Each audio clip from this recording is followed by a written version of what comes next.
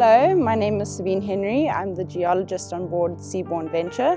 We've just arrived in Antarctica.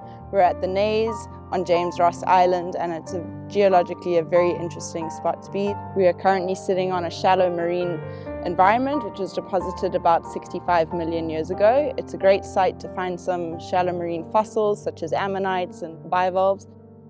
Higher up on the mountain there are dinosaur fossils to be found and some very interesting intrusive volcanic rocks.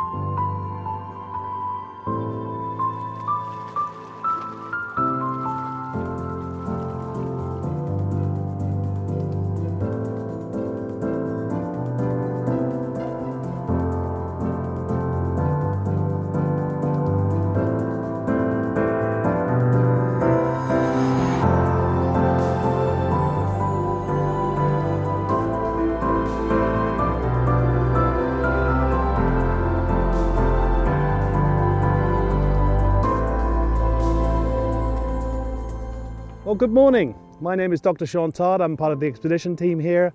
I'm one of the whale specialists on board. And we're here today in Mickelson Harbour, which is the site of what we would call shore whaling.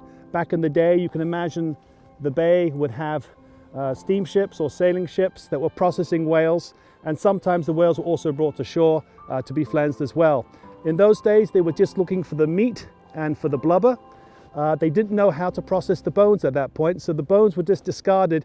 And as you can see around here, we have this marvelous graveyard of whale bones, mostly blue whales.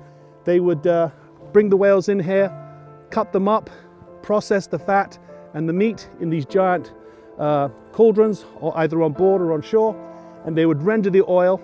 So you can imagine that back in the day, the color of this water would not be blue, it would be red, and the whole bay would be filled with the acrid smell of that process. So this is a fantastic opportunity for me as a biologist to be here and just see all these bones here. There are so many different things to see about the morphology and the anatomy of whales, just as a leftover of what the whaling industry was back in those days. By 1910, 1915, the whaling process had moved to much bigger stations, and eventually, of course, the factory ships. But this is the very beginning of the industrial process of whaling here in the Antarctic.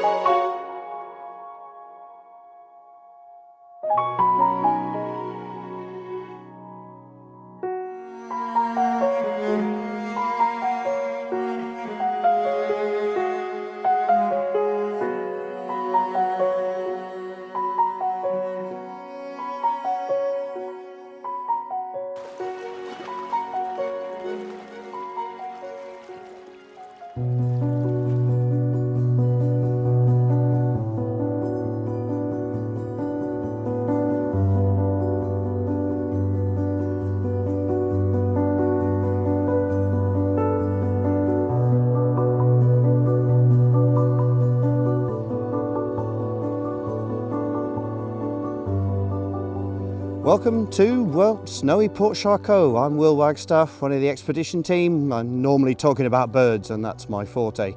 We're here on the edge of a really nice Gen 2 penguin colony. There's also a little group of chinstraps right up on the top of the hill, and that's two of the three species that we've seen on this trip so far, the Adelies being the other one when we were down in the Weddell Sea. Here, like everywhere, they're struggling a little bit in terms of time. Behind me you can see birds lying down, sitting on their nests. By now there should be some quite big chicks around here. So like so many colonies, that heavy snow in the early part of the season has sort of slowed them up. Will they succeed? Well, we'll be finding out over the next few cruises, I guess. But certainly quite a few birds here. In the background you'll hear them calling and singing every now and again. Chinstraps, different noise coming off the top of the hill. So all three species belong to the brushtails, and they've got that little spiky tail that sticks up. And from here they're going down to the sea away down behind us. Some of them are going for a walk over to our landing beach as well, and then they're off out to sea feeding.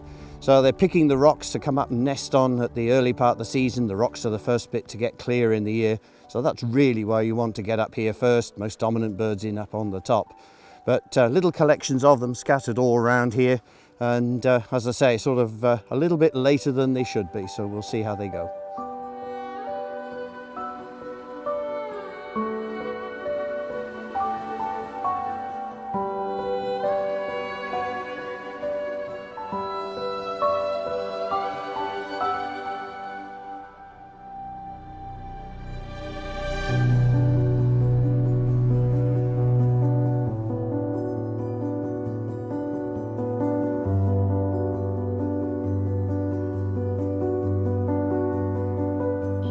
Topside, this is 712, initiating dive procedure.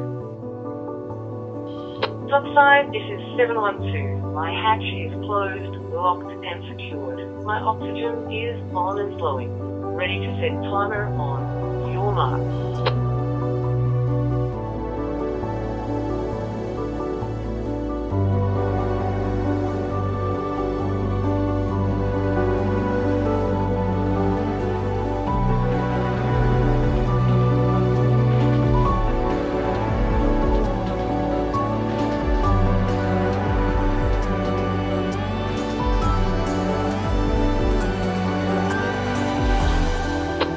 Topside, this is 712. I am holding position at 10 meters, blowing bubbles.